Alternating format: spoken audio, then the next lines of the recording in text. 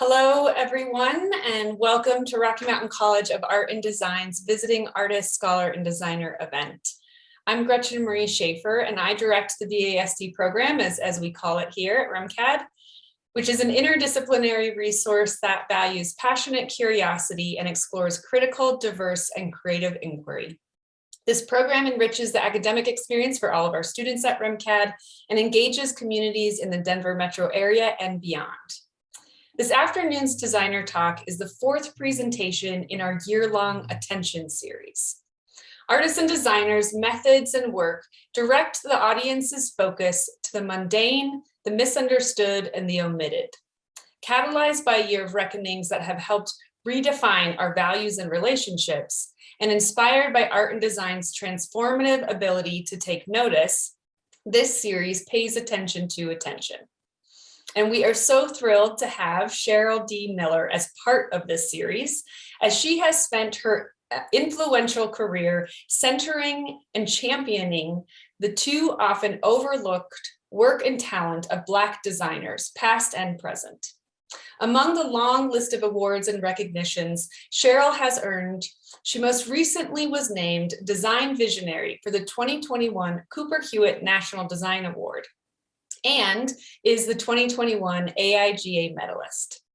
Cheryl's commitment to education is reflected in her own educational credits, which include foundation studies at Rhode Island School of Design, a BFA in graphic design from Maryland Institute College of Art, a master's in communications design from Pratt Institute, an honorary doctorate of humane letters from the Vermont College of Fine Arts, and a Master's of Divinity from Union Theological Seminary.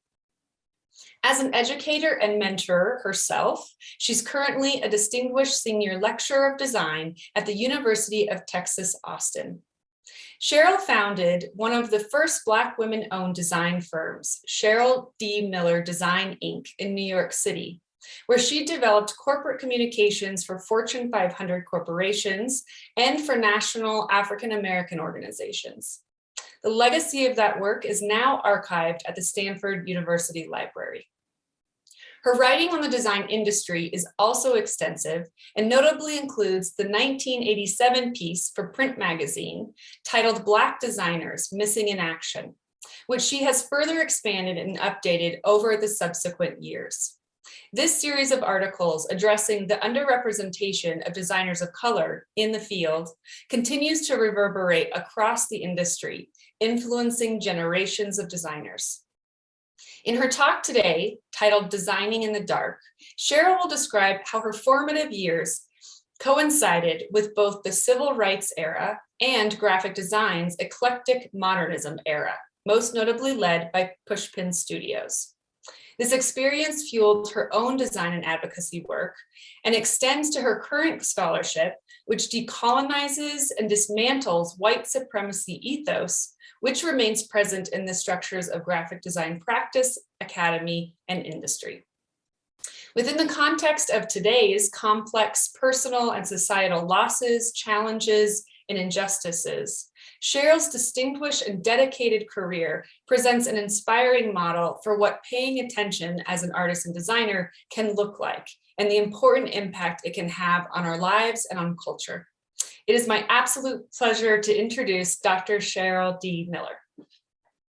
Welcome, Gretchen and everyone at RMCAD. It is so good to be before you tonight. I'm so happy that we are persevering in spite of the uncertainty and unprecedented challenges that we face. I want to shout out to Gretchen, who was able to pivot what would have been a real space of visit into being with you tonight virtually. And it's, we're coming in from all across the country, and it's opened up an avenue and an opportunity to share in a broader network, which is exciting. And we are making lemonade out of lemons with this. And so I want to thank everyone. Please sit back and enjoy this lecture. This is a most recent lecture that I have to admit, I enjoyed putting it together. I enjoy is very challenging. So please take your notes and ask your questions. Gretchen will have, everyone's taking in the chat. Actually, Gretchen, can you come back one more time and give us instructions for questions in your chat? So that we make sure we get those instructions, because I'm here until the party is over. I answer every question. Okay.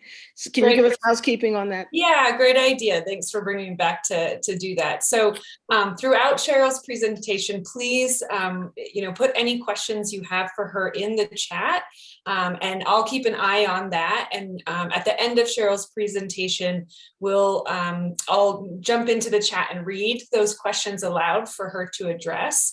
And she's been very generous with her time and said that she is here to answer all questions. So we'll stick around to make sure everyone has a chance to ask a question and hear the response to that.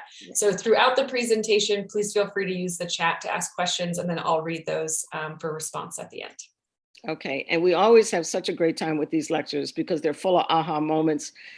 You are free to keep your hour where this is supposed to close out, and we'll make sure that you have an opportunity to leave us. But if you would like to stay, and this is a place where we can open up the gallery and you can talk and ask me further, I am here till the lights go out. And because, it's an opportunity for me to see you and for you to see me. And my main goal is to inspire you to do the next leg and generation of this work. So with that said, let me share screen and let's get busy with my lecture tonight.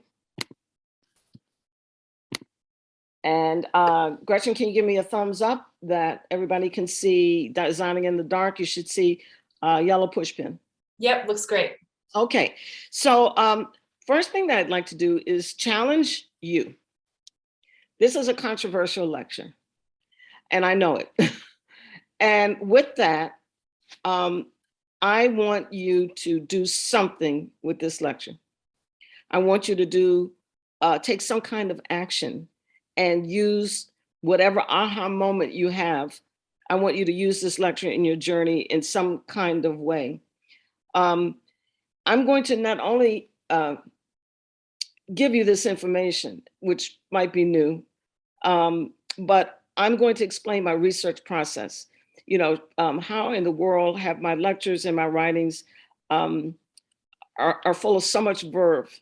And I'm going to talk to you about my research process. So it's going to be a what, when, where, and how, so that you can integrate some of my critical tips for doing your projects and your writings and your thesis projects, etc.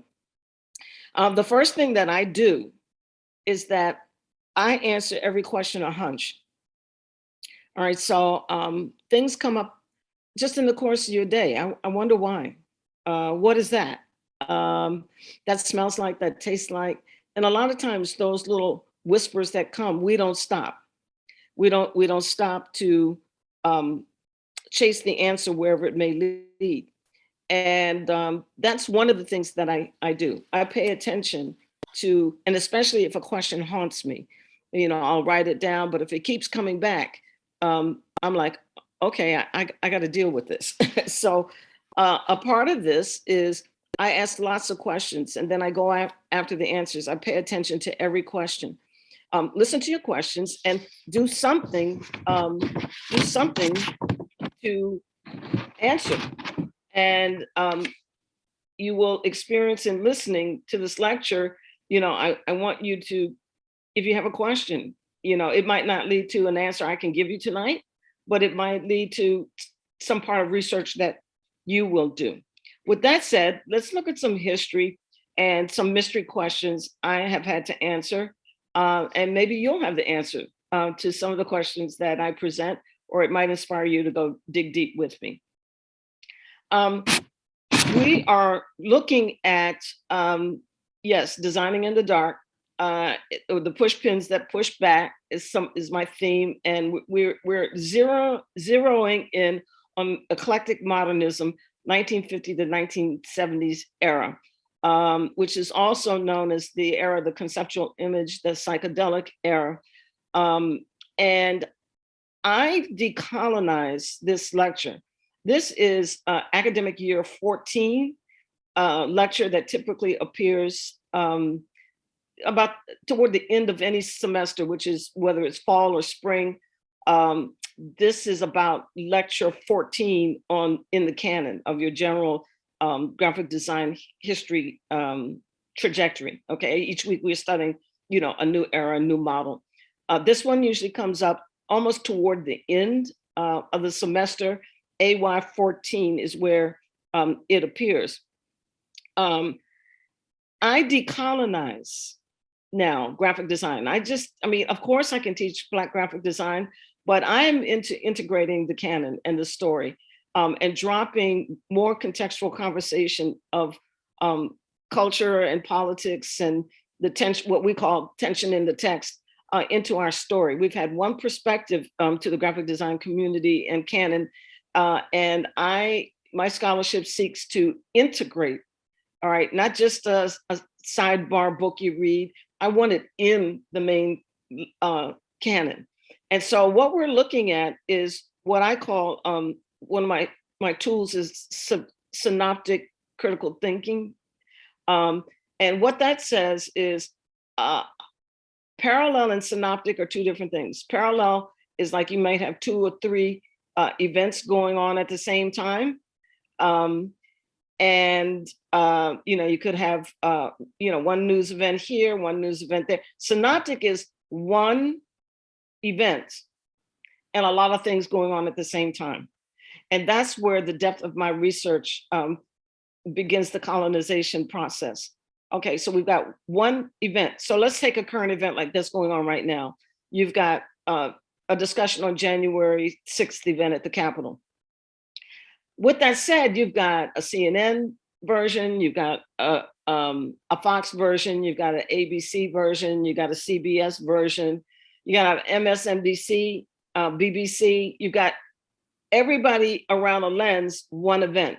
It's not several events, which are parallel. Synoptic is one event and several different perspectives. So in here, this lecture, we are at Y14, eclectic modernism, psychedelic era. And a lot of times in our canon, we just zero in on one main event. And this lecture says, we're going to decolonize this AY14 week. All right, this is one of my favorites, and I'm going to explain why. But synoptic lens shows me that the high time era of the Pushpin studios, which is your 1950s to 1970s, there, when we teach this, we focus in on New York City and we focus in on Pushpin. And I'm like, okay, well, they were there, but so was a whole lot of other stuff going on. And so you've got JFK assassination, Civil Rights, Voting Rights Act, Malcolm X assassination, miscegenation law. A lot of people don't realize that you couldn't marry across the races, and most definitely Blacks couldn't marry whites. That was illegal until 1967. So there's tension in that text around this era. Martin Luther King is assassinated. Bobby Kennedy is assassinated. They even came up with a cigarette to kind of promote, it was okay for women to openly smoke. It was a little kind of chopstick pencil, wooden pencil type of cigarette, Virginia Slims. You have the Vietnam War, you have Woodstock, you have Kent State shootings, and the Pushpin galleries, and all of this, and that story of Milton Glaser and everybody, we're going to talk about it, it drops right in to the civil rights era. Now, for those of us who have taken these classes, you know that this history of the eclectic modernism and psychedelic, you guys can teach it better than I can. It has, again, just look at the history of graphic design and how it's coming down. You go through the medieval, the Renaissance, Enlightenment, industrialization. My class that I teach at university is Decolonized Graphic Design. I teach at the University of Texas, and I teach at Howard University. I teach this with this type lens. So I don't take away from the canon. I add into the canon, a synoptic, what else is going on? So each one of these lectures that are part of 15, 16 weeks of graphic design history and canon, each one is like this one I'm presenting. This is just one of my favorites. Okay, so by the time you get to this, you would have studied from medieval manuscripts all the way through the Renaissance, all the way down. You can see you would have gotten through the Vienna Secession, Art Nouveau, the International Swiss, and all of that, yada, yada, late modernism. And then you're right in to the eclectic modernism and postmodernism. You're one or two classes out before going on holiday break or going on summer break. That's where we are, this lecture. We know that this era was influenced by Japanism, and Japanism influenced Art Nouveau. Okay, so we should know that from our course of study in the history of graphic design. All right, and so these were the influences. Let me go back one more time because you should know your history. If not, this is your history. This is your canon. Japanism influenced Art Nouveau, and Art Nouveau influenced the psychedelic era. And with that, you can see, let's just go back so that you can kind of gather. This is how you decolonize now, and you bring these histories forward. All right, you see that? All right, so I want you to know that this era is influenced. It has a history all the way back from Japanism to Art Nouveau, right into the Civil Rights era. I want you to know that. No one's going to tell you that. Cheryl's telling you that. This is happening, right? And we just had Martin Luther King Day yesterday. So we should be truly inspired with our ears open. This is going on right during the Civil Rights era, the height of it. The eclectic modernism era, well, I went too far. I have a question about the Pushpin website. So here's an example. The eclectic modernism key focus are these players of the Pushpin group. And here's an example of a question. I don't have the answer for it, but this is an example. Look at this. This is a key of the major players on the Pushpin studio group. You have two Black men here, but the one who is most notable is Reynold Ruffins. He's 1, 2, 3, 4 in from the left, kind of with a striped sweater on. Now, if you notice the key, you see all of the players in the studio, but his key, you see him right there, has no number. We're graphic designers. This is the most famous studio in North America.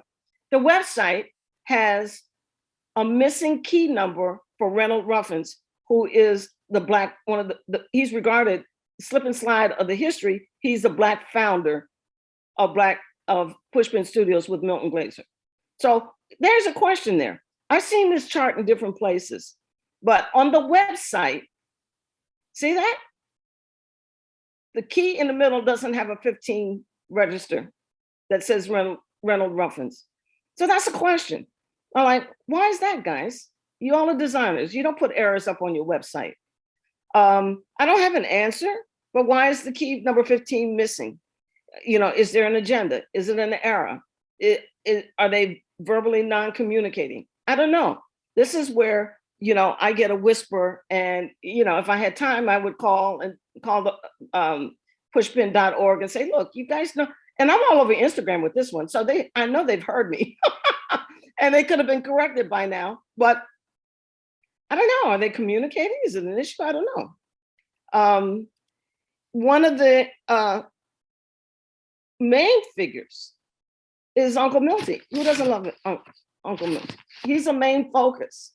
The other ones, of course, but he's got a big story. He's got a very big story. But I want you to notice the collection of his beautiful work. Okay? The main focus on Milton Glaser. Notice this collection of work. We have Aretha Franklin, we have Stevie Wonder, we have Hugh Masekela, we have Albert King, we have Dick Gregory. Just absolutely beautiful, beautiful, beautiful work. This is one of my favorites, probably one of your favorites. Mahalia Jackson, Easter Sunday, 1967 poster. remember now, we're in the middle of the civil rights era, marching, everything you saw on TV yesterday. This is going on, okay? Drop down in. This is going on. Well, Martin Luther King is marching and everybody's being hosed with German shepherds and hoses out in the street, okay? I want you all to get that. Who's gonna tell you that? Cheryl's gonna tell you that. All right, Milton Glaser gets inspired. This is the 1890 synagogue in Chicago that becomes the Pilgrim Baptist Church, and he's inspired by the arches, okay, in the architecture, and thus is his acclaimed, iconic Mahalia Jackson poster. I'll come back. I just wanted you to see this. The one Black man that gets the most play, the history slips inside. In other words, you might see it on Wikipedia, you might not, you might hear it this way. He's his partner. He started Pushpin Studios with Milton Glaser. And Seymour Cross, Reynold Ruffins, Ed Sorrell, and Milton Glaser. A Black man, Reynold Ruffins, is noted as original founder. Okay, there's your Black history note. We're going into February. To promote the studio, they used to make little pamphlets. There's something that I find extremely interesting about their pamphlets. Here's another question. I don't have the answer, but this is what I mean about doing critical work. One day when I have some time, I'll dig a little deeper, but this studio, which is prominent in the AY14 lecture, gives me a pause. Let's look a little bit. As a revisionist historian, I seek to look at work and correct the story, update the story, put more lens on the story. And there is, look at it carefully, there is one particular German influence on a couple of things that are going on, all right? And I have a question. Pushpin would make these little pamphlets, and they would be full of, they call them little almanacs. They would be full of illustrations and little stories and typography. They would send them out to build a client base. You can have this too, and they would send out this little almanac brochure on a regular basis. Here, as a revisionist historian, I have some questions. So let's do some synoptic forensic work.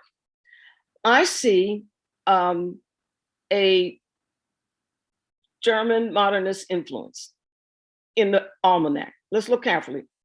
I see the blackface Nazi Germany kind of typeface, all right?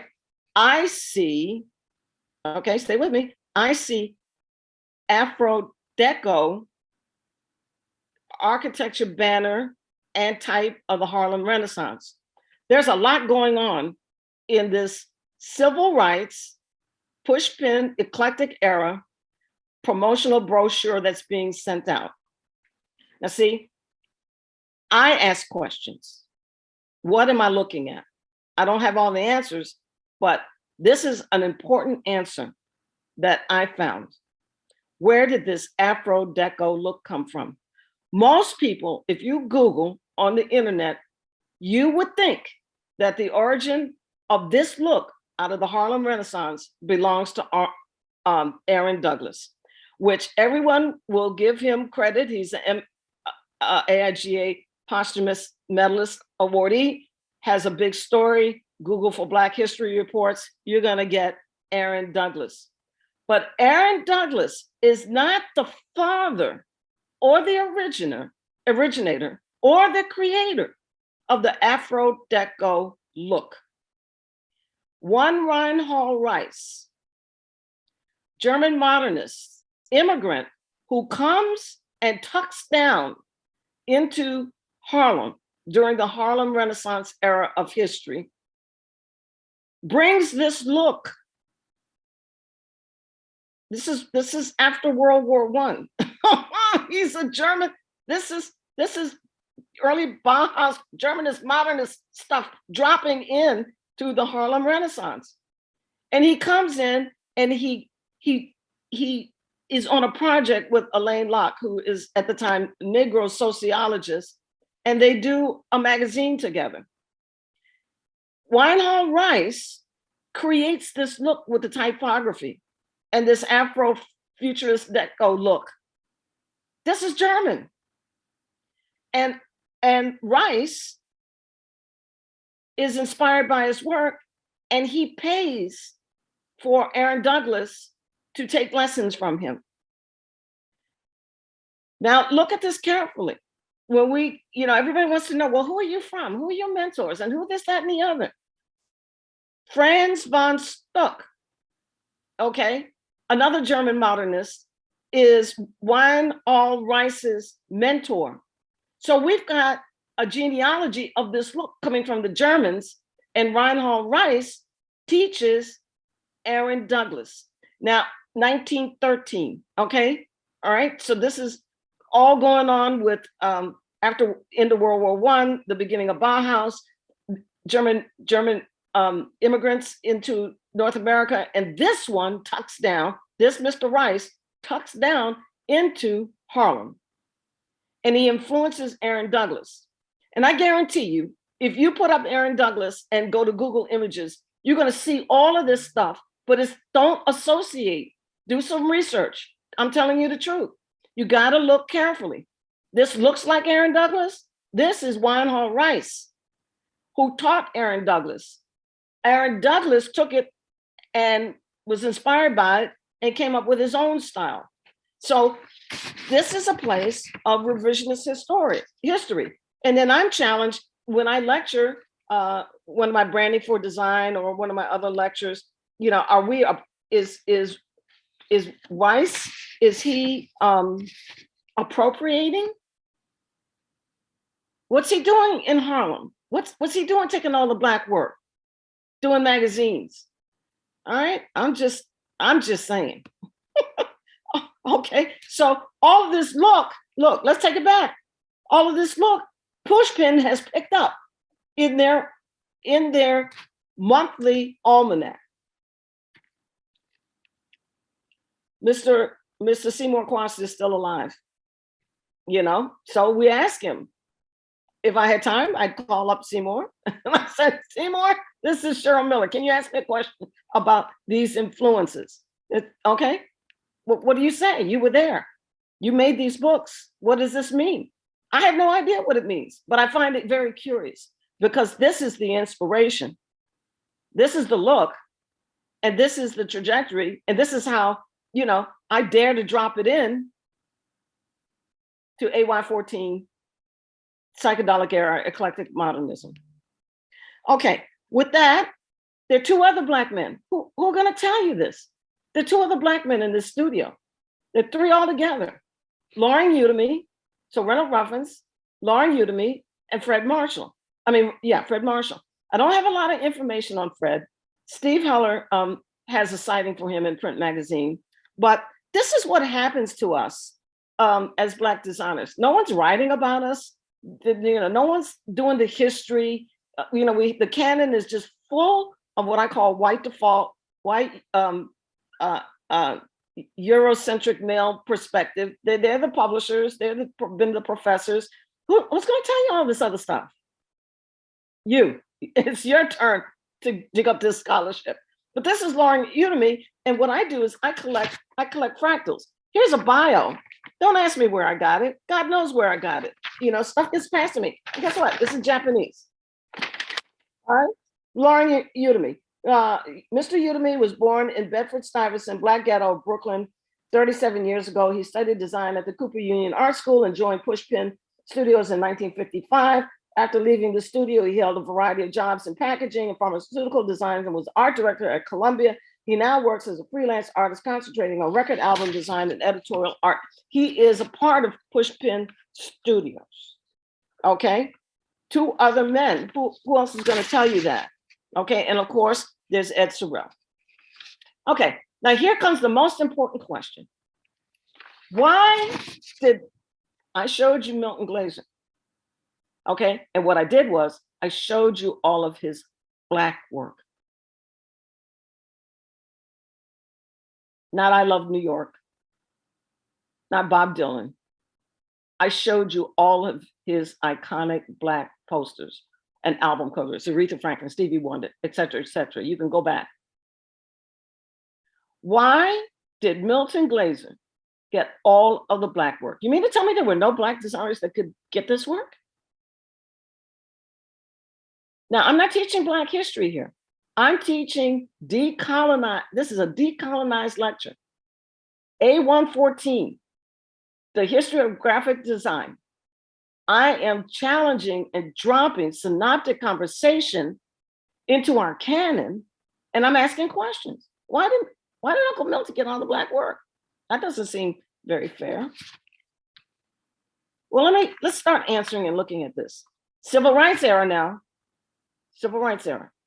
1947, it starts with, it was difficult for any Negro, quote, unquote, to go to art college. This is a famous suit. Leon Norris sues Maryland Institute College of Art because he applies and he couldn't get in with his, he was a veteran with money from serving, and Micah takes money from the government, and he was saying, I should be able to go to school. Well, he lost the case. Part one, we couldn't go to college. Okay? Every now and again, you'll find someone who could get in if they would. Jim Crow. We're gonna talk about Jim Crow. All right? This is civil rights. It starts with no Black folks could get an art education. I am a child and a teen of the civil rights era. This is my coming of age, like Anne Frank coming of age in memoir. I know this stuff like the back of my hand because I grew up in it. All right. I was a kid through it, my influences. And I was one drop suffocated being African American, but I'm BIPOC. I have 4 grandparents, 4 different races, 4 different places. Okay. I could not celebrate. I have a Filipino grandfather. I have a Danish Creole grandmother. I have an American Indian and white grandfather, and I have a Negro grandmother. Paternal and 4 grandparents, 4 different races, 4 different places, and I suffocate one drop. I was raised African American. Okay, during the era of the civil rights, I grew up with these images on TV at night. You all had Bob Ross. I was inspired by John Nagy. He drew new media of television. He drew charcoal drawings, and I was inspired. I'm a Mickey Mouse Kid Club when it first came on air, when television first came on. All right, and I grew up in Washington D.C. with all of the museums and Howard University galleries, and just a mix. And where I was influenced most, I guess, as a designer was the Colorfield School of Contemporary Artists over on the white side of town. All right, and there I am. 1962, I won a Girl Scout award in an art contest, and I've been doing this ever since. I took myself serious. I wanted to draw and paint, and I took myself seriously. I won the award, and I said, oh, I can do this over and over again, and that we have. This is my coming of age story. We have, and which is my work, Black designers have this, because nobody writes, and we've been missing. And again, my new work is discussing why we're missing. We have this thing for collecting who we are and keeping little stories and ephemeral. This is 1953. I actually know this gentleman. I knew him, he's passed away now, Ted Shearer. And he writes an important article, but I want you to know that this is simulcast to the Civil Rights era and the Jim Crow era, which has 2 tenets. The Jim Crow law is very complicated, but it has 2 main points that I want you to understand. It was a law. 1, to marginalize African Americans. Don't let them move anywhere. Don't let them go anywhere. Don't let them have any good jobs. It's a law. Do everything you can do to frustrate after emancipation and slavery. Do everything you can to stop African Americans from prospering. I'm here today as part Filipino, 1/4 Filipino, because my grandfather replaced the Negroes in the Navy. Woodrow Wilson was one of the most racist, he had practiced systemic racist practices for the armed services. His job was to keep Negroes out of the Navy, and that's just what he did. And he replaced the labor, the cooks, the barbers, the stewards. He replaced them with Filipinos, and the yacht that came in to buy, you all go as Carnival Cruise now, but the Navy yacht that came in to Danish West Indies, my grandfather landed March 1917, in the US Virgin Islands. And now I have this story. But the only reason I'm part Filipino is Woodrow Wilson took the Negroes out of the Navy and decided, well, the Filipinos can replace the Negro men. That's the law. Don't let any Negroes get anywhere. Okay, and the other basic tenet, do everything you can do to tell everyone that white folks are better than Black folks. Subjugate them, create hierarchy. This is the law. Like robbing a bank, go rob a bank and see how far you get. These are two basic tenets of Jim Crow that the civil rights era fought against. That's what we're going through here with the voting rights and all of this. All right, this is just a systemic issue, and this is going on. You need to know that this is going on at the height of Uncle Milty's group in New York City. One of the things we do is we document everybody we know. And so Ted writes this article for the New York Age, 1953, and he's answering. He begins to answer, where are the Black designers? Are there any Black commercial artists? In this article, 1953, he starts telling everybody, everybody he knows. Okay? So where the Black designer question starts happening here. It's not the beginning of it, but it's one of the first recorded histories of where's everybody?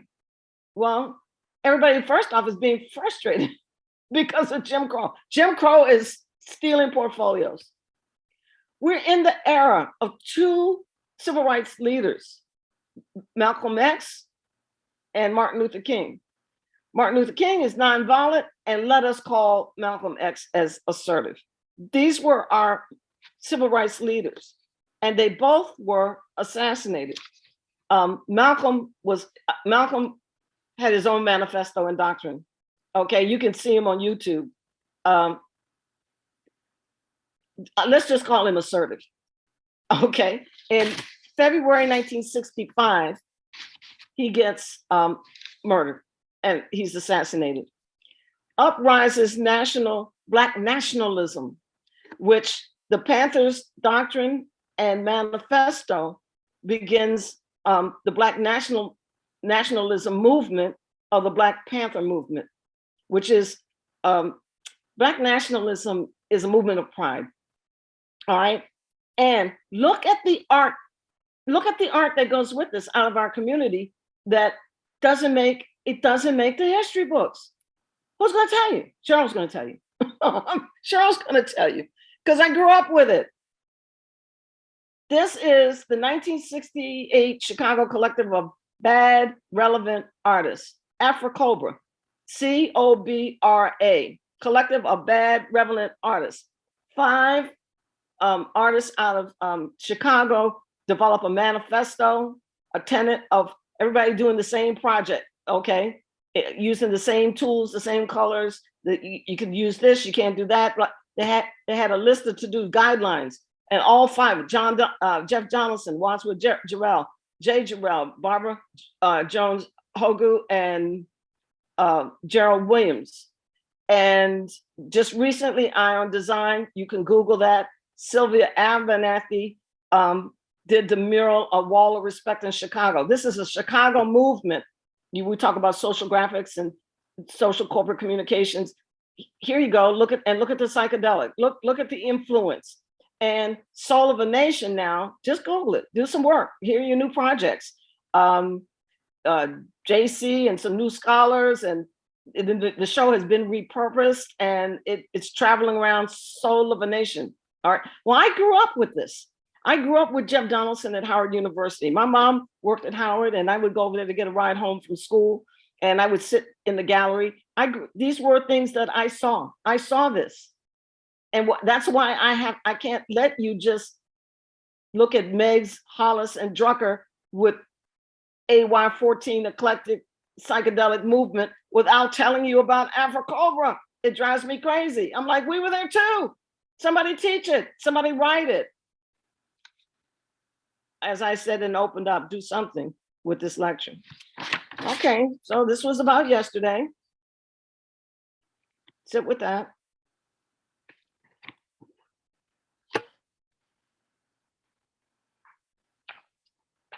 You didn't see this because it's on the Negro magazines, Our Life and Look magazines. That iconic photo of Coretta Scott King with her babies at the funeral. Ebony, special edition, The Untold Story of Martin Luther King and Coretta. Okay. April 2006, Ebony. This is why we had yesterday off, if you did. Sit with that a minute. I grew up in DC, 1968. The minute they shot him, the whole place blew up. What's there now? Starbucks. I gave this lecture, AIGA DC. I said to DC, I said, the next time you go up on 14th Street and you go to Starbucks or Chipotle or what have you, I want you to know I grew up with this. And right here, I'm planning to go to art school. Okay, sit with that. This was yesterday. Sit with that. This is going on the same time as Pushpin. And all we do, AY14, we're talking about Milton Glaser.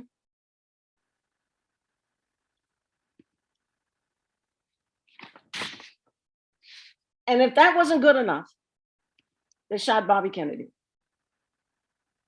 And what you don't know, see, all these untold stories is, I believe it's Michelle Mitchell, I think her name is, or Michelle Miller, or Mitchell. I'll double check that myself, WCBS. Her father was the surgeon who pronounced him dead. He was at the convention. While Pushpin is pushing pins. Our major Panthers figures are Angela and Huey, and nationalism is getting louder. Look at this civil rights poster down at the corner to the left. Is European art the only art? No, demand Black arts. You want to know where that fist is? Black Life Movement, Black Lives Matter. Okay, here it is right here. The Black Power Salute at the Olympic Stadium, Mexico City, October 16th, 1968, Tommy Smith, John Carlos raised the black gloved fists. It just didn't morph up on Instagram all of a sudden. Here it is and why it is. Here is your AIGA Medalist 215, Emory Douglas, 1968. Listen, when I teach Swiss and International, I also teach the Black typographic and typographic global design system. Let me look at this. Let me give you a little design lesson with this. This is a 2-color job. We didn't have any money for 4-color. This is 2-color on newsprint. You push the duotones, your dropouts, okay, 1 color, you're looking at 1 color work, okay, because we couldn't afford any slick paper, 4-color, no digital. Douglas travels all around with his archives, all right? And I don't have her name, but it's a woman actually designed the logo, all right? But he is your social impact graphic designer of the social movement of the Black Panthers. And his his graphic usage of the technology, old school print, duotones, 2-color, black and a color, and we'll talk about it again. I'm going to show you where that shows up. It's a part of the Black design system. Because nobody had any money. So one color, stretch your 2 duotones, your knockouts, and your black ink, and you got graphics. All right, Emory Douglas, AIGA Medalist, 2015. Right, going along. These graphics are going right along with Uncle Milty. 1968, after Martin is assassinated. I just looked for my reflection yesterday. School of Visual Arts. Gretchen, you can find that online. Vermont College of Fine Arts Reflections. What does Martin Luther King mean to me? What he meant was that after he was assassinated, everybody started looking for us. We got into school, we got recruited, print started writing about us, CA started writing about us. If it had not been for his assassination, and if it had not been for George Floyd and Breonna Taylor 50 years later, I wouldn't be here. All of a sudden, everybody wanting to come hear about this. We're in a cycle of reparation and interest. Nothing is new under the sun. It's repeating itself. That's why everybody asks me, Cheryl, how do you know? How do you know? I said, because I was here when they shot the last Black man and the industry took interest in us. And print wrote about Dorothy Hayes, Bill Howell, William Wakasi, Alex Walker, and Dorothy Kaburo. What does it mean to be a Black designer? 1968, print decides to write. Hayes says, early employment in the design field, she said, I was employed by a well-known broadcasting company and led to believe that I would hold a design position, yet I was never allowed to do anything but non-creative work. I was frankly told that my employment was simply a form of tokenism. Okay, so diversity, you hire Dorothy and you sit her in a corner, twiddling her thumbs. Hey, we got a Black designer, but she's not doing anything. 1968, Milton Glazer's doing all the Black work. How come she didn't get any of the Black work? This is Richard and Jean Cohen Family Foundation. Okay, they write, how many Black Americans will graduate from art school this year? Well, that's a good question. How many could get in? Jim Crow was stealing portfolios. This is the turning point, the end of the civil rights era. Okay. This is graphic design history, guys. Not just Meggs, Hollis, and Drucker. Those are your other big textbooks.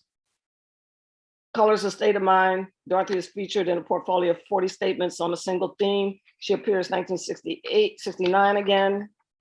1969, campers. I'm trying to go to college. Here's my art teacher. Good old Miss Glassman. You're never gonna make it. I had 2 art teachers, one Black, one white, and an art closet between the 2 rooms. This one here, you're never gonna make it. You're never gonna be an artist. I got my kid, I got my student, I got my white girl, and we're gonna make sure she goes to art school, and I'm gonna make sure you don't. My classmate wanted to go to RISD, and I wanted to go to Pratt. The admissions came the other way around. This woman did everything to frustrate me. They wouldn't send my transcript to RISD. It was a hot mess. 1969, Jim Crow trying to steal my portfolio. I'm just trying to go to college so I can learn how to draw and paint. And this one here tells me, oh, you're never gonna make it. And she's turning over in her grave now. I'm just trying to graduate. Dorothy, where are all the Black designers? 1970, she answers.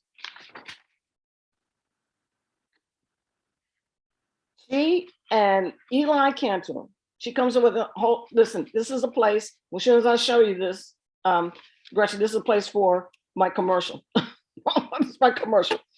She comes up with an idea to document, it was originally 50 Black graphic designers in New York City, and she got Richard Cohen to publish the exhibit. this is Eli Cantor. The graphic was designed by, the birds were designed by Reynolds Ruffins. And this is an era. Let me, I want to shout out, let me see. Yeah, look, let's look at this. This is some vintage photos. And what I want you to do, this is a place for a commercial break. Gretchen is going to have a link for you. She puts together this show. The show is published by Richard Cohen in April 1970, Communication Arts. This was in the card catalog. Who's going to tell you it was in the card catalog? Who remembers that? Okay. Here's the show. Black Artists, an exhibition by Dorothy Hayes. Look at those elders. George Olden, Herb Llewellyn. Okay. Influential 1970. You want to get this. We were inspired to republish that article. You can get it now. You can get it online. And I did research. I wrote an introduction. This is the current, right now, January, February 2022 Communications Art Typography Annual. Beautiful. You can get it online. If you want to read it tonight, get it online. And what you want to do is get a hard copy, because these magazines are collectibles. You can't get them. All right. And so this whole story of the show is republished, and new research. I write the backstory. There's my article. You want to get that. Gretchen is going to have housekeeping, how you can get that. And the story of that. Uniquely, I don't want to go too much, but the curated pictures, Selden Dix, Carl Over, Joyce Hopkins, Dorothy Hayes, Maila Ryder, Reynolds Ruffins, Alex Oliver. They were a part of the curators, the selection committee. The whole history of this show, I write. Here we go. Here they are. These are Black designers curating, I think it was 125 entries. Everybody had to submit 5 pieces. And here they are at Reynolds Ruffin's studio. Reynolds is there with the beard. And Dorothy's on the floor on her knees, Joyce Hopkins. They put together this show, and you can see their signatures. They're signing off on the graphics. What a piece of history. And everybody is looking for us. And Dorothy says, oh, I know where they are. Guess what? Everybody's looking for us. Cheryl knows where they are. And Cheryl is saying it's time for them to be integrated, not Black History Month, integrated into the canon. All right. Now, this is a piece of history that is disturbing. All right. This is so disturbing. And I could go more and more into the show, but if you really want to, you know, the show is a lecture all by itself. Okay. You can read that I'm so proud that the introduction gives you the history. So I have collected some of my current work is I have the collection of the history of Black graphic design in North America. I am curating at Stanford University, and we brought in Dorothy's professional archives. I got in a relationship with her niece, who spent the last 10 years of her life with Dorothy and collected everything, and we got her to donate all of Dorothy's records. In her binder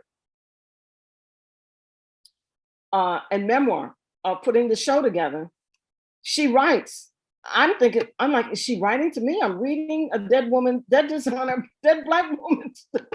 I'm reading her things, how she put this show together. Gretchen, I'm thinking, is she talking to me? Cheryl, I'm reading it. I'm like, and my eyes are popping out of my head.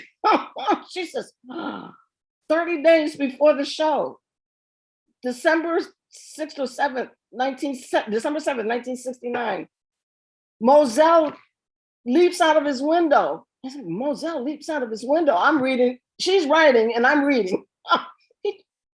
I can't believe he died. He jumped out of a window and killed himself. And I'm like, who is this? Who is this? Who's she talking about? Moselle Thompson. I go to the Amsterdam News. She says, I couldn't believe it. She writes, I couldn't believe it. I looked for the Amsterdam News to confirm that I heard that he had jumped out a window and killed himself. He did. And I'm like, I'm reading her notes and I'm like, oh my God, who is this man? Who is this man? And I find him.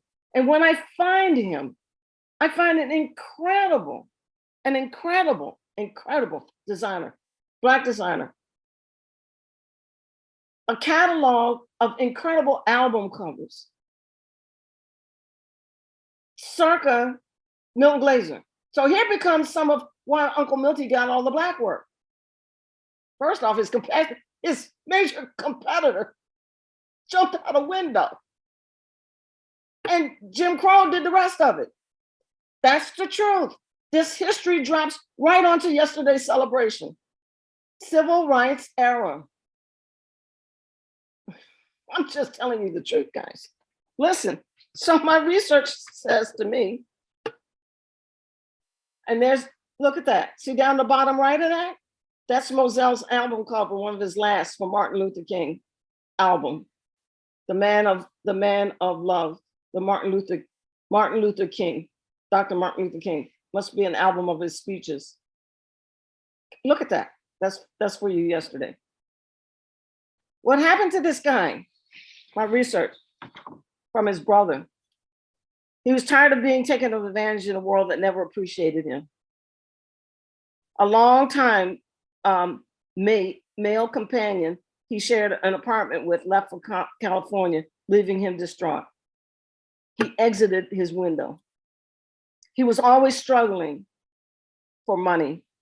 He had no consistent income. He was a struggling artist. He dreaded getting lunch with executives who hired him. He's in New York now. Once they found out he was Black, when they found out he was Black, they stopped hiring him or giving him less money. Jim Crow, it's the law. Do not let this boy go forward. Do not let him advance.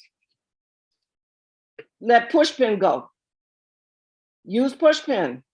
Give all the Black work to Uncle Milty.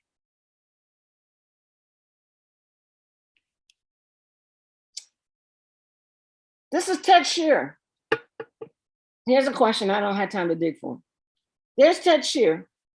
His friend is Verdun Cook.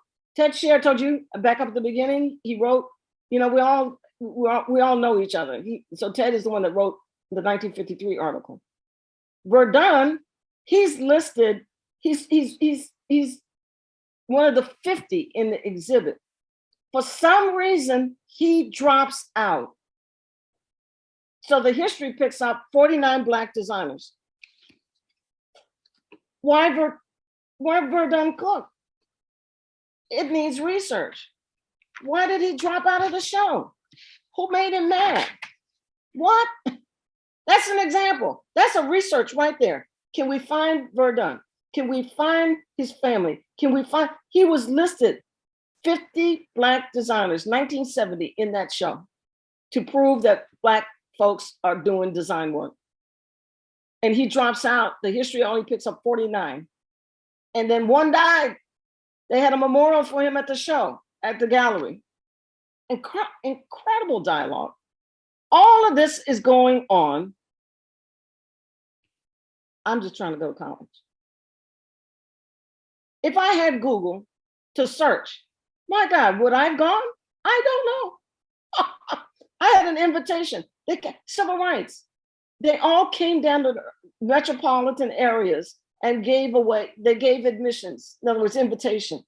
They scooped up the SAT exams, most likely to succeed, Philadelphia, New York, Washington. They got the kids, come on, go to school. In 1968, 69, the few Black folks at RISD, this is called the 1970 Takedown Demand Letter, RISD, Rhode Island School of Design. We want more diversity. And I'm just trying to go to college. And my art teacher is telling me, Oh, little girl, you're not gonna make it. How many, you know what? You know how many kids write me all the time and tell me their white professors are giving them trauma drama? I got new scholarship, unbelievable scholarship, Dr. Unkefer, about the crit and black folks, black students in white professors' crits across ACAD and ASAD academy schools. Trauma drama, cease and desist, stand down and watch your privilege, boo, enough. Don't do this to the kids, don't terrorize kids who are not white trying to study art and design. That's why I'm doing my work. We're in this story too. It's just not Black history. Don't call me for Black History Month. Call me to teach a decolonized lecture. All of them. My Renaissance, modernism. Each one this is my IY14 lecture. And right here in this story with the exhibit, with these designers, I'm trying to go to college. And RISD starts the minority recruitment program. There's Dorothy Hayes and the show, 1970. I'm just trying to go to school, guys. These fractals are floating around until I do my work and put it together. These fractals are on the internet, Twitter, and nobody knows what it is. And this one in the middle, the Japanese. I find them. This is my scholarship. This is my work. I discover exactly the whole story about how the Japanese get to show. This is the original 1970 magazine, okay? They get to show and document it just like communication arts. But until all of this comes out of the card catalog and I can come out with this explanation, that was a question. I find this on Twitter. Here's the show with Herb Bell in the composing room. And I'm like, who are the Japanese? They have our Black history and it's in Japanese. Who can read this? Oh my God. Okay. And everybody's just reading Meg's History of Graphic Design. Look at that. That's why this work is so important. And it's up for you to do it next. Look at it. Look at that.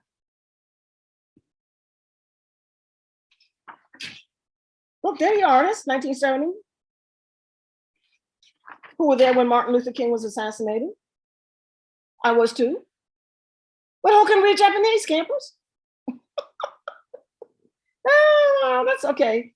That's okay. That's okay. Cheryl's got it. It's coming out. It's all coming out, right? And I had to write Japan for the original. You can't get that here in America. I found it in Tokyo. We have so much work to do. Be inspired, okay? And so we had our own publications.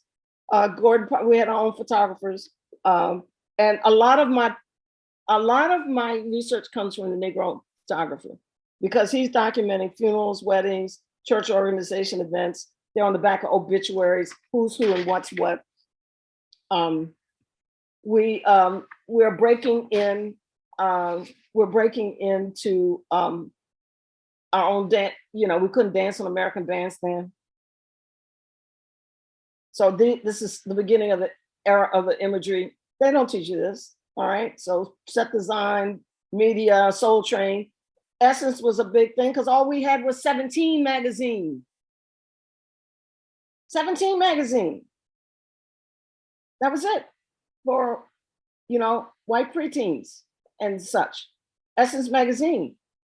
All right, this is the iconic first issue with the fro. They're more than white folks on Vogue.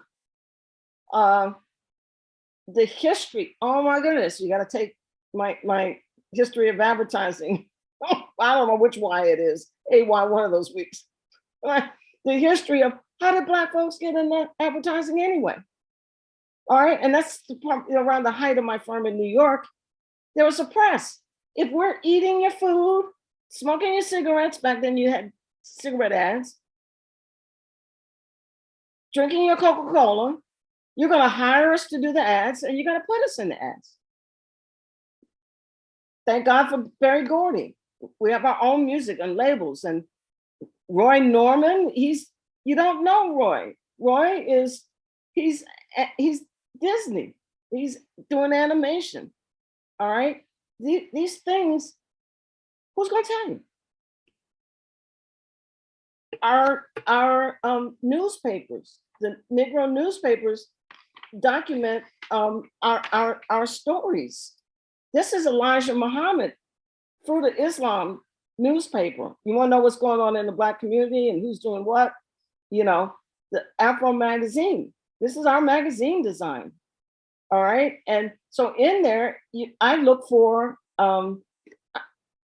Angela Wheeler at MICA. Her family owns the art, they own the Afro. So if there's something I want, I can write Angela and say, can you pull up this name and give me the story. So you got to do a deep dive to find, to find us in our story, because what I call white default, they're not writing about us. They're not publishing. That's why there are no history books. That's why there are only a few blogs on Google. All right. And a part of my burden, Gretchen, is I lived through it. So I kind of know, I should be looking here. I should be looking there. The card catalog and these places, Negro art photographic archives online, the Negro magazines and newspapers, they have our accomplishments, and I got to go in there and find them and extract them. Okay, our magazines, Johnson & Johnson, our main Ebony, Herbert Temple is the art director. The Ebony magazine is like our People magazine, and Jet magazine. Look at the Negro graphic design. Like I told you about Emory, look at that. The archives, the total archives is online, and there's a theme. All right, these geometric shapes. Not everything is Swiss fed. Look at this, and they're brilliant. 2 colors, black or white, a knockout, and duotone. Anybody have any digital art or color? We had black ink, 1 ink if you had some money in the budget, and white paper. The study of Jet magazine is an incredible project of graphic design and history and figuring out the grid. And we have our own design system to be respected like anything else, like the international. Okay. And so Ebony and Jet was John Johnson's publications. They're kind of like the People magazine for our community. Earl Graves, our first designers, Maria Brown, Vanessa Frazier, Jan Miller, Terrence Salisbury. And if you see Michelle Washington and her writings still around, she was back in the day beginning. These are your beginning art directors. And Grace's purpose was to say, okay, well, we're businessmen and we're entrepreneurs, and this is a shift. My husband is in this cadre of turning the table for Black men. That's how I got to New York City, a corporate job and a move. He's going up the corporate ladder, MBA, going up the ladder, and we find ourselves in New York. And now I got this New York design story. I'm just a corporate wife that followed my husband to New York. And these were the stories captured by Graves. Black men, mostly, early in the day, are making strides with their MBAs in business and entrepreneurial. And then, of course, the women are moving forward, and the magazine, begins to take a turn in a life toward the culture and the times. But it started out, here are the Black men succeeding. This is Simon Sharway. You can find him on Instagram. He's doing African Design Matters, and he's featuring African descent. And you got to be careful, because this is here are your main players, your AIGA medalists, posthumous, and a few that are current. And you just don't want to Google them, because you'll do the same thing with these 18 that we do with the same ones over and over again with Glazer and everybody else. Okay, we keep Saul Bass and you name it. Okay, you don't want to keep replaying and making he and she heroes out of the same things that you can blog. That's why I'm doing my work, to give you more discussion and more opportunity to do scholarship. But these are your favorites that you can find online, all the way from, let's see, Aaron Douglas, and I can't see, Charles Dobson, I think it is, George Olden. If you go to my YouTube, I got vintage YouTubes and things that are very interesting that pick up this story that I use in my lectures. I've been at this Designers Found in Action. I'm not new to this. I've been doing this now. This particular slide was at my 50-year mark. I've been doing this 51 years since I entered Rhode Island School of Design. I've been telling everybody, I know where the Black designers are. And now we go into my work that, you know, I'm a young designer when this genre, this cadre in front of me, 1970, they're there and I'm there underneath in years. I'm right behind them. And so I'm there at the same time. But I grew up in this. So I know the era, I know the history, I know the players, I know the stories, and I'm young enough, you know, and the presence that I've been granted allows me to have a voice so that I can tell these stories. And where the Black designers has a history, it has an advocacy, and it just didn't hit on 2020 pandemic Instagram with a challenge for posters. A 50-year history begins here.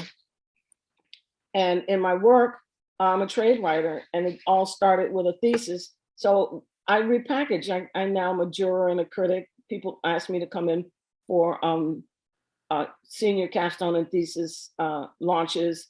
I teach that at different universities. How do you write a thesis that will set the path for your future? That's what I did. I wrote a graduate thesis, Transcending the Problems of the Black Graphic Designer to Success in the Marketplace. It got published by print. I've been a trade writer. All of a sudden, a childhood dream and a graduate thesis goes viral. Like I said, I'm an original BIPOC. Who has 4 grandparents, 4 different races, 4 different places? All these crazy people behind me. That's why I have this backdrop, my vintage photos, and every place that I've gone to school and so forth. I was kind enough. This is the graduate thesis. When I got there, to graduate, my teacher said, "Cheryl, you can't do a design project. Make a contribution to the industry." And the thesis, there's a whole lecture on YouTube that talks about how the thesis turned into my trade writing career. AIGA picked it up immediately after the article was published, and they began in 1990. There's a record keeping there of all of my peers, and AIGA go national, and we are a part of the diversity program. We launched it in 1990. 1991 was a major conference and symposium. Again, myself and my peers, we come to the table, and it all opened the same way. Cheryl Miller had no idea that her article would launch this. Well, it did. The scholarship launched it.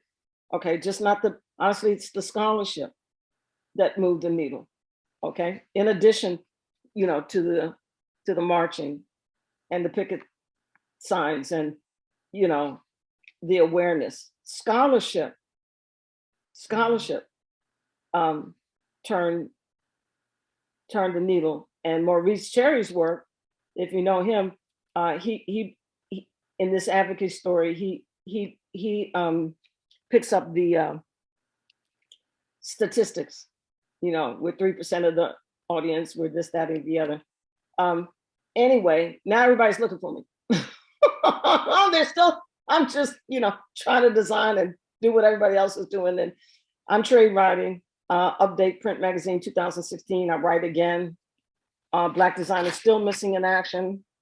And during this last season of, I've used pandemic I'm an essential worker to academia. I Zoom in lectures, and I've been with 4 universities. I'm with the University of Texas now and Howard University. I'm writing the book that goes to all of this. And I get an opportunity to write one more time. print 2020. And I find everybody, and years after looking, I draw a conclusion. And it's an incredible finding. A 4-part article just published October 20. I used sabbatical time to put it into this. Let me tell you the story of a Black designer. Along the way, Regina Roberts from Stanford University is looking for permission for my thesis and ends up finding all of my work cataloged in boxes in my basement.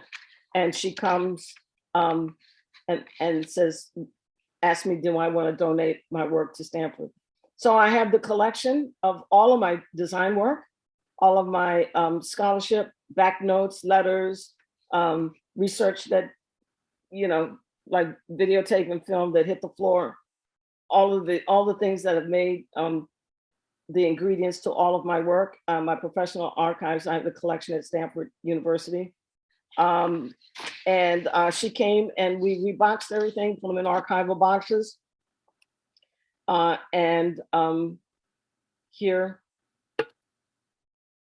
you can go to Stanford, it's online, they'll work with you. Excuse me, my collection of my work is interesting. We're gonna look at a few pieces. So the design journey, it's a survey of a practice, an advocacy, all my trade writing, brings me to this table of conversation. I've been dedicated to the missions of AIGA. I started, I was a part of being noted in their design journey profiles. Now, as a medalist, I'm honored. There've been so many interviews and discussions. I'm leaving. People say, "Oh, sure, you just love to talk about yourself." You won't? No, not really. I'm trying to give everybody content so that you'll do the work. I'm just giving you footnotes. I don't want everybody, looking around. I can't do a project. I can't find anybody. I can't. No, I'm trying to get it all in one place. I'm putting it on the internet. I talk about everybody, everything. There's so much I talk about. I'm just leaving breadcrumbs for you to do your scholarship. You can see my portfolio online. There's there are 2 places online you can see it. There's an archive, the William Steinmetz archive at on the Michael website. You can see, the Cheryl D. Miller Steinmetz Designer in Residence archives. My work is there. I have a YouTube mini doc where I go through some of the major pieces. I had an interesting business, okay? I can come back and talk about media and communications and selling and doing business in New York City at another time.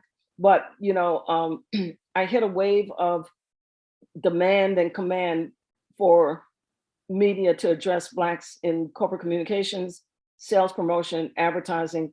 These were the main firms in New York City. And I had a corporate communication social impact studio. And we did high-end corporate magazines, annual reports.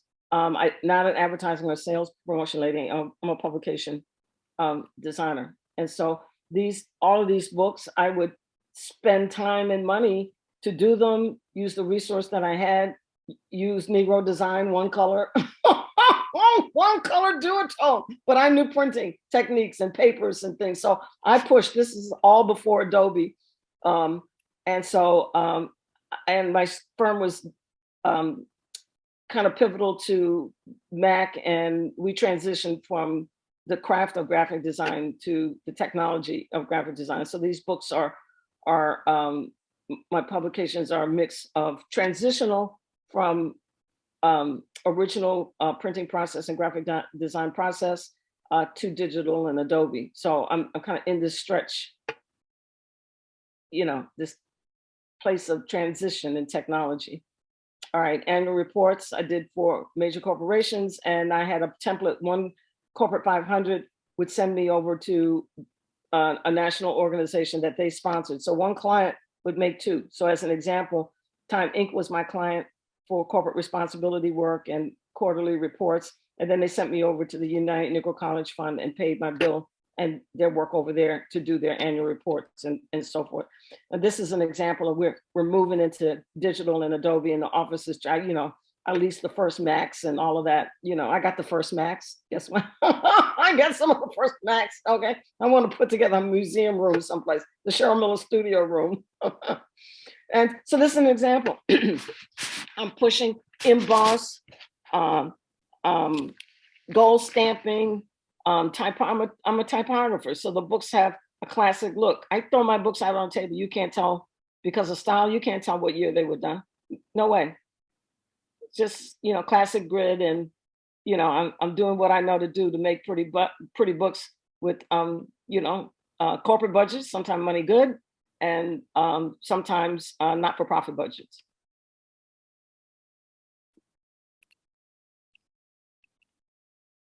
This was a big project for me with Philip Morris. They paid for us to go around the world to make them look good. There's some responsibility statement and book. We did lots of these for the major corporations. Okay, this was one of Time Inc.'s first. We recognize that the world is multicultural. Okay, and so this is one of their first treatments. Cheryl,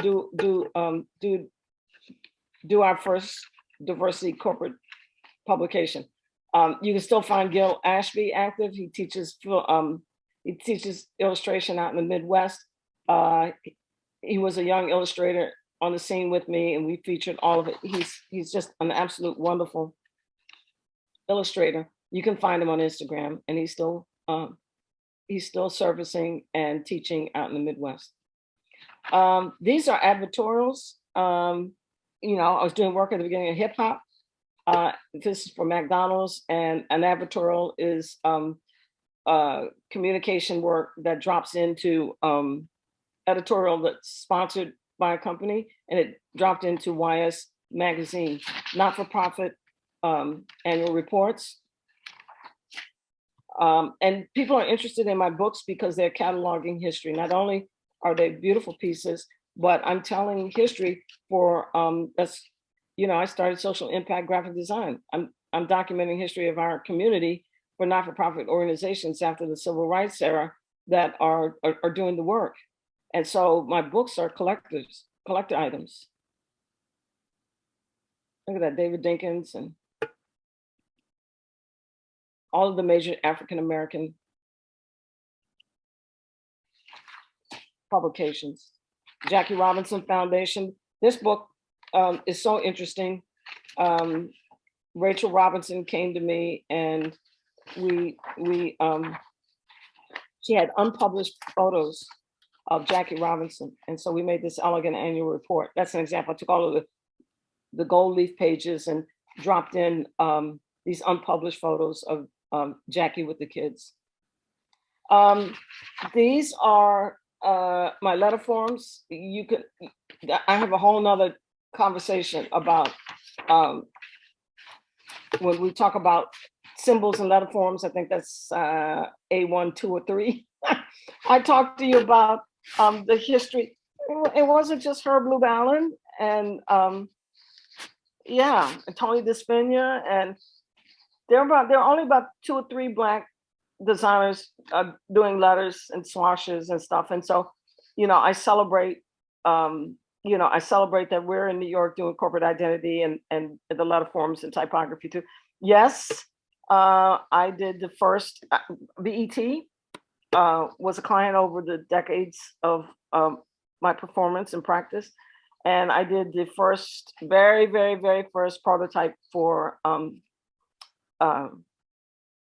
Bob Johnson, I think. Yeah, Bob Johnson, the founder of BET.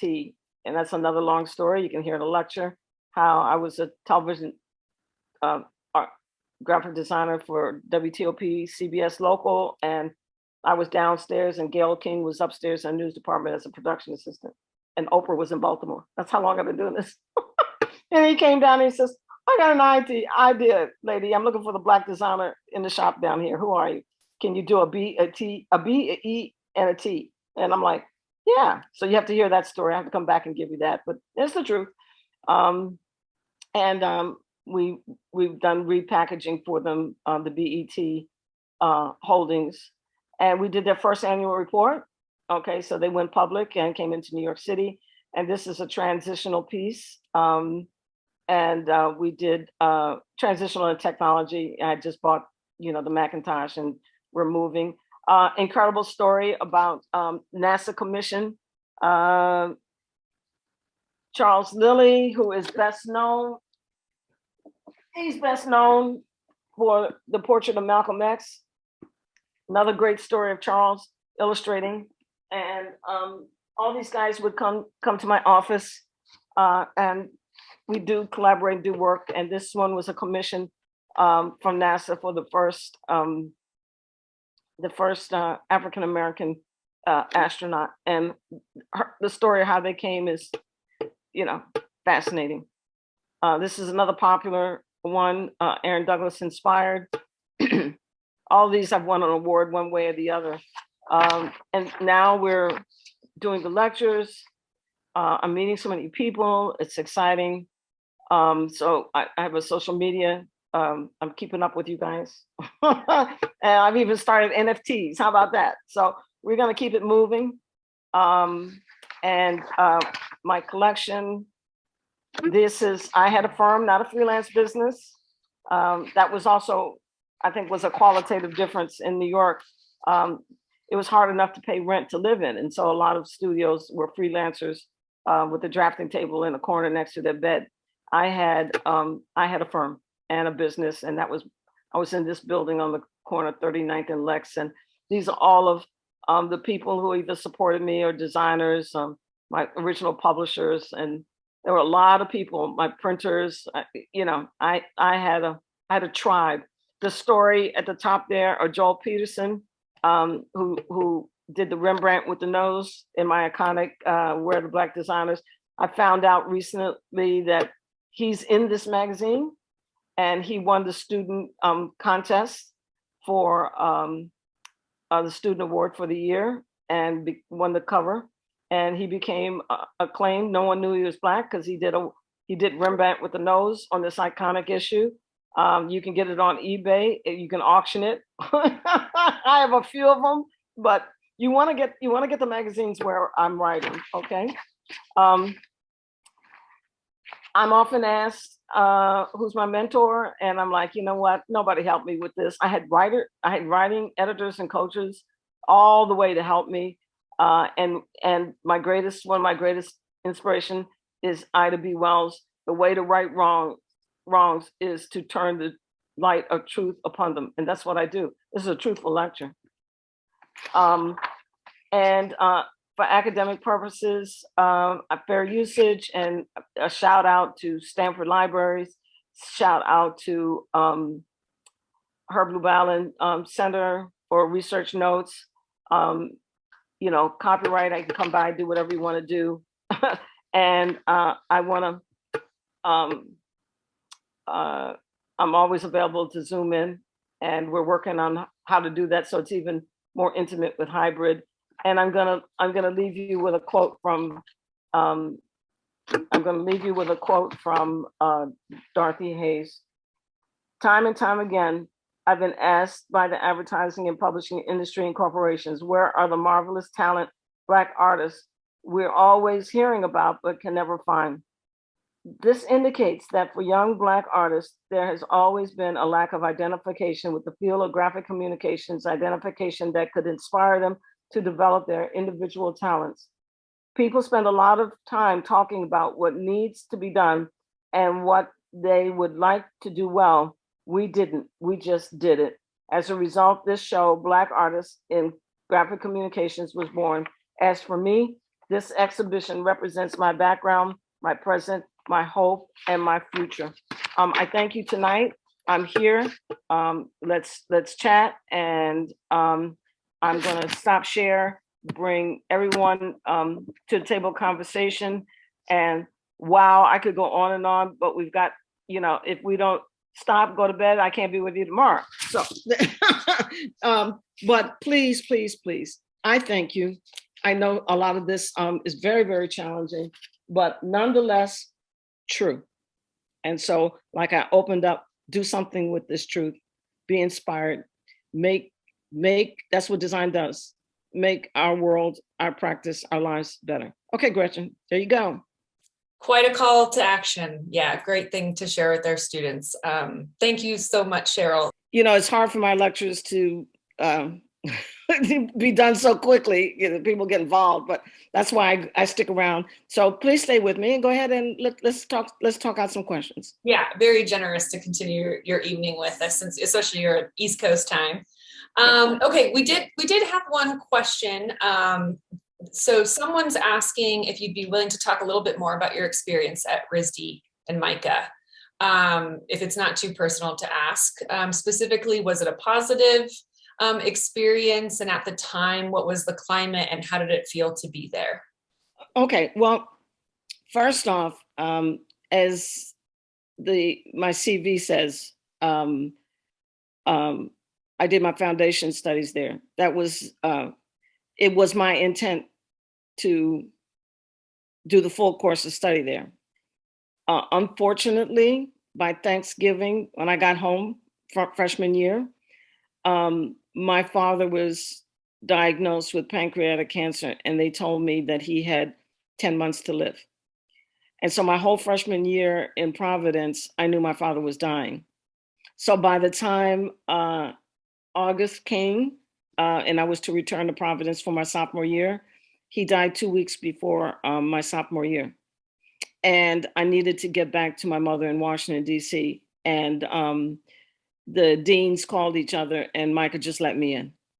So I switched over to MICA, and that's why I finished at MICA. But the year that I was there, okay, which I was in I believe it was the inaugural minority recruitment initiative that addressed the demands after the civil rights era. I mean, right at that pivotal Martin Luther King was assassinated moment. On a personal note, I was in a group of 40 or so kids that came in mostly from New York City. They were mostly Black and a few Puerto Rican kids out of New York City. And we were dropped onto RISD Beach in the middle of white New England. A lot of them struggled. The isolation. That's what's gripping, is that I see some videos and I see some conversation that the kids are having now. And it's like, a whole lot hasn't changed. But it was isolated in, experience. What helped me was that, one, I have a constitution. So I was homesick, I was homesick. It was isolated. But what helped me, if you heard in my lecture, all of the Ivy League schools came and offered everybody invitations for admissions. They came in and assessed who could compete, and they came into Washington and they picked up the SAT scores. And the high achievers out of Washington got invitations. I got an invitation to Wellesley. I could have gone English Lit and writing, and I went art and design. Now I got something to write about. How about that? But my friends all got recruited to Boston. And so I had friends at Radcliffe, which was Harvard, Boston, Tufts. So all of my high school friends were in Boston. So if I got like bored or lonely, I got on the train or Trailway bus, and I went to Boston, and because my friends were there. We all got recruited out of Washington into New England. But I had friends who suffered. And when I see the stories from these young kids now across the academy platform, and the need for a more welcoming and inclusion experience, I know exactly what that feels like. But I had a constitution, and I had a solution. I went to Boston to see my friends. And then, I carried the weight of knowing that my father was dying. And so I just kept transitioning. I was going to keep going to art school. I was going to give that up. But he passed away 2 weeks before I was to drive back to Providence. So I'm hoping things will change for all of the schools. But it's when you're one of many, it's hard unless you have a good self-esteem. And there's some new scholarship. There's some incredible new scholarship that talks about, and documentaries that talk about the isolation and how we're treated in these schools. And I'm just about trying to change the heart. I'm a parent, I send my kids to school. I want them to be comfortable for 4 years. They're away from home. They don't need trauma drama because of all old mores and ethos. So it is what it is. And, I grew past it and used it, use the fuel to have a conversation for you today. That was the journey, one of many, and I didn't let it overtake me.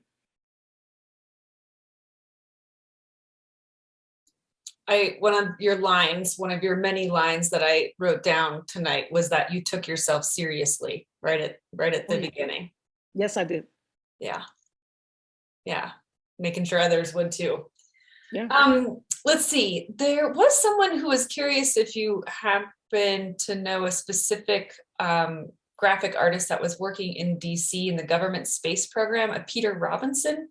No, I don't. Yeah. I'm sure they're looking for stories because you have a lot of them.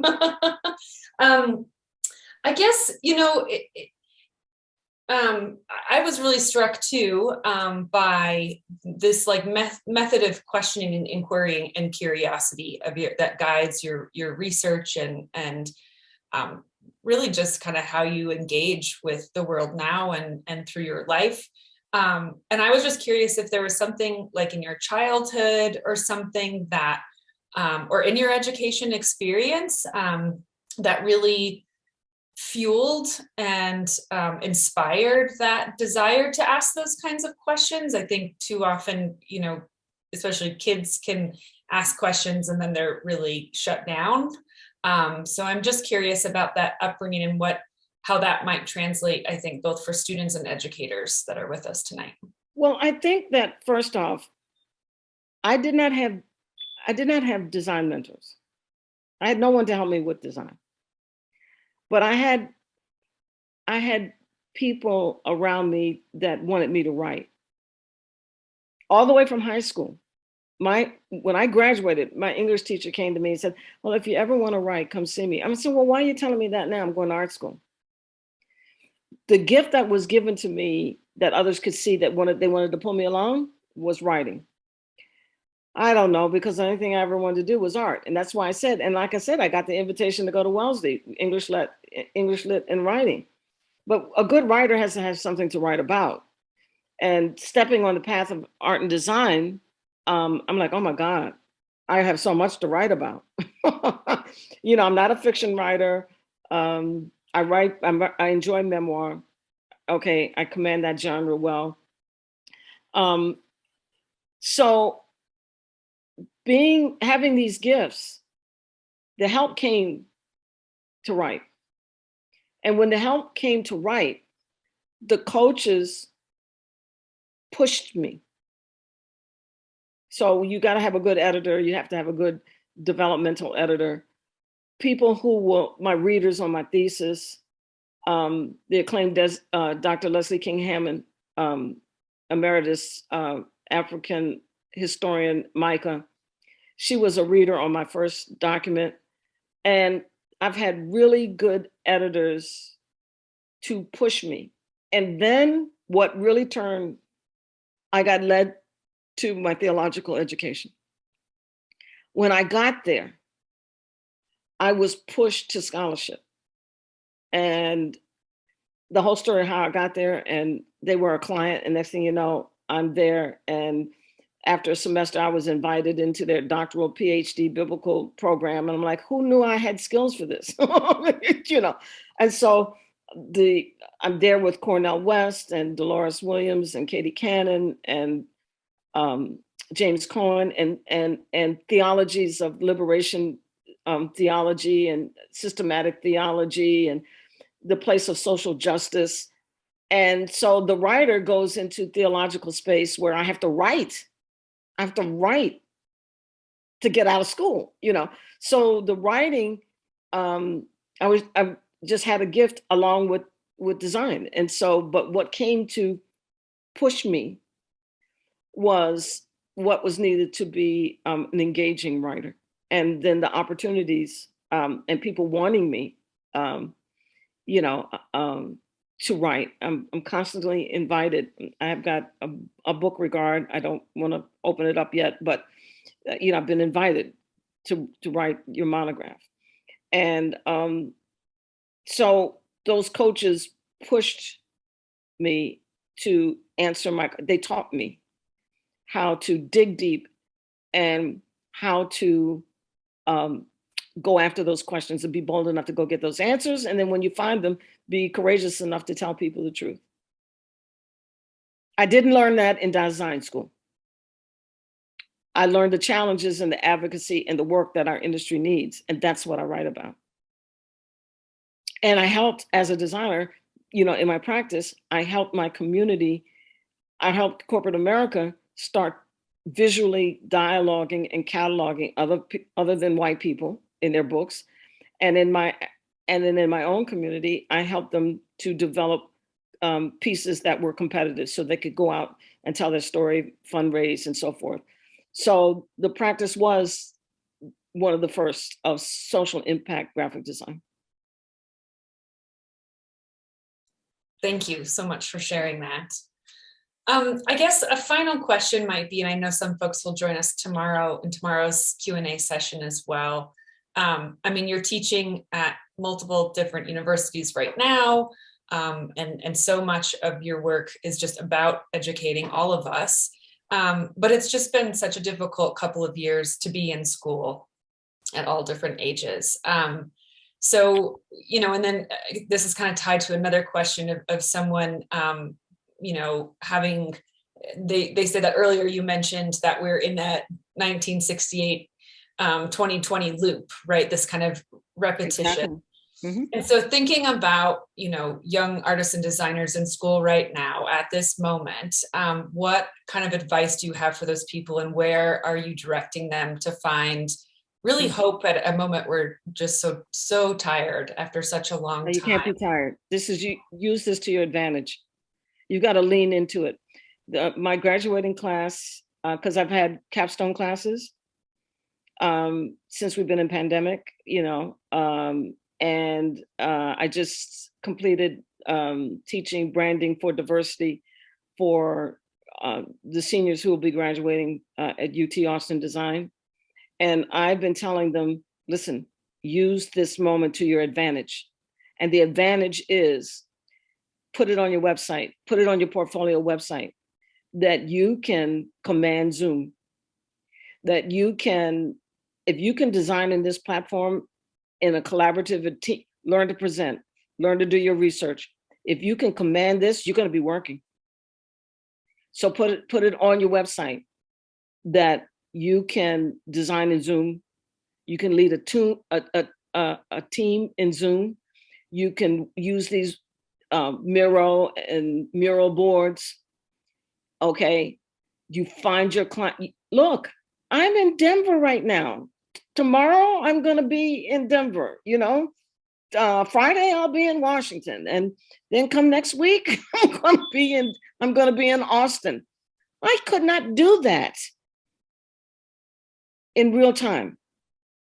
Okay, and my calendar is booked, and I'm meeting so many incredible people. Even in real space, I could not travel to give my message, to give my lectures, and people couldn't afford it.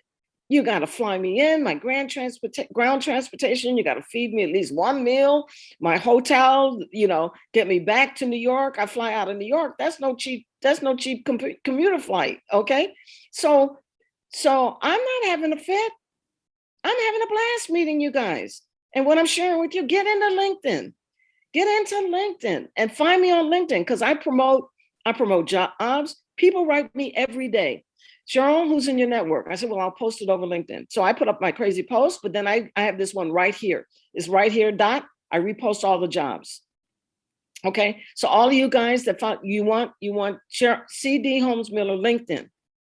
Okay, my crazy news and posts and stuff, I'm on Cheryl D. Miller Fine Art Instagram.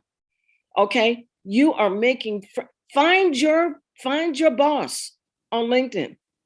Find your boss on LinkedIn and start talking. And when I say find your boss, there's so many people to introduce yourself to. And your interns are remote. If you're a junior and you haven't had remote there's a whole psychology to corporate internships, okay?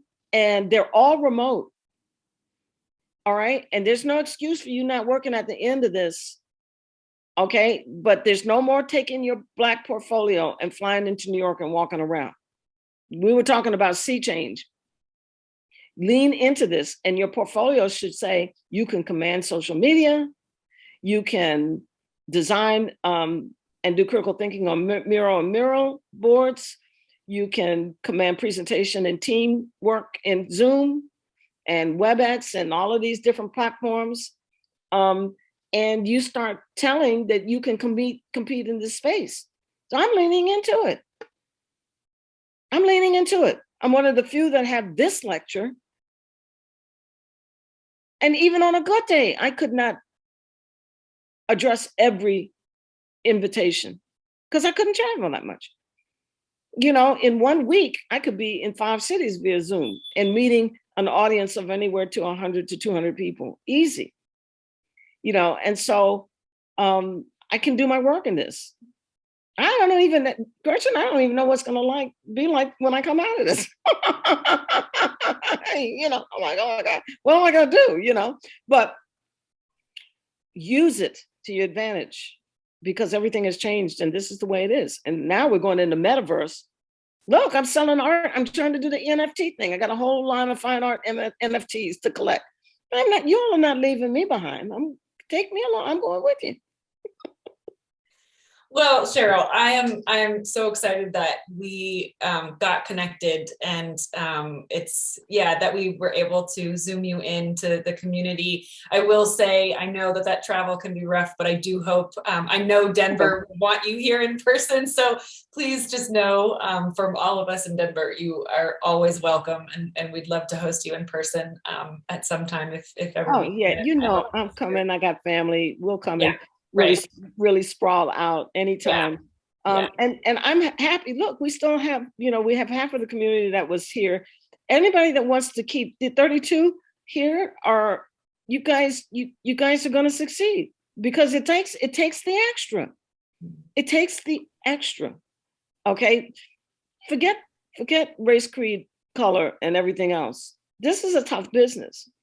And on a good day, it's hard for the fittest. And I want to inspire you to, my father said to me before he died, he gave me money to go to school. He didn't know I wasn't going to finish RISD.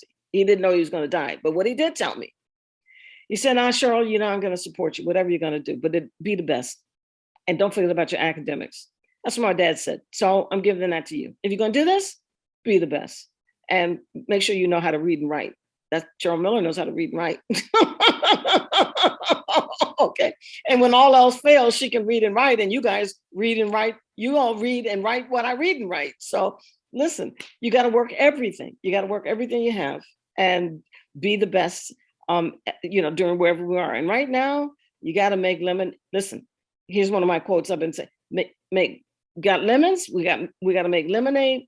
And guess what? What I want you to do is make the lemonade and open up your lemonade stand and sell every drop of it. Okay, so that's what we have to do. Put it in your portfolio. You can do Zoom design. Who's going into the office? Anybody going into the office?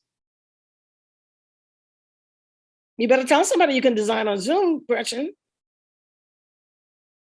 Well, I know I can host really incredible speakers and connect with our community on Zoom, so I'll take that. Yes, you can. I told you, you're the best one. I've been doing this for 2 years now. You're the best one. You got 34. Go ahead, ask me another question. Come on. I think our group has to wrap up at this point. Okay. But, you know, we do have a whole session tomorrow, and I know the community is excited to see you there.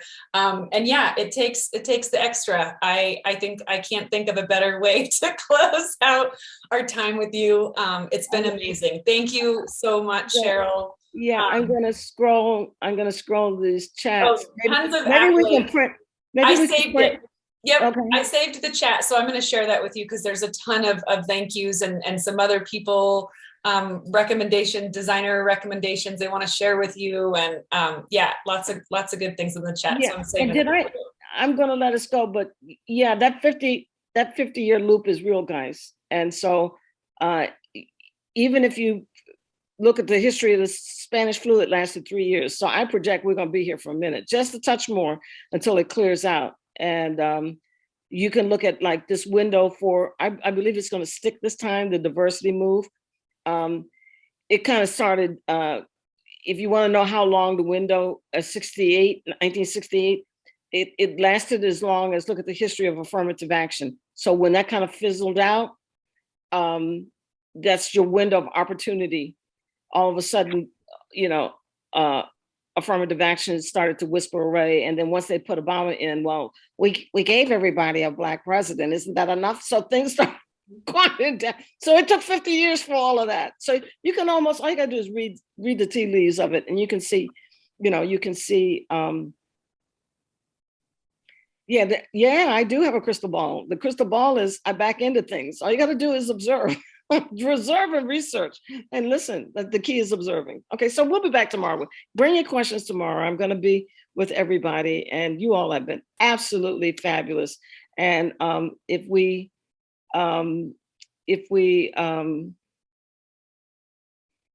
we do this chat and I see anything else here, I'll address it tomorrow. So thank you so much.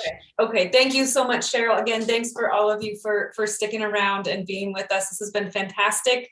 Yeah, take care of yourselves in this wild, wild world. Take care of each other. Also very important. And we'll see some of you tomorrow. And thank you. Have a great evening.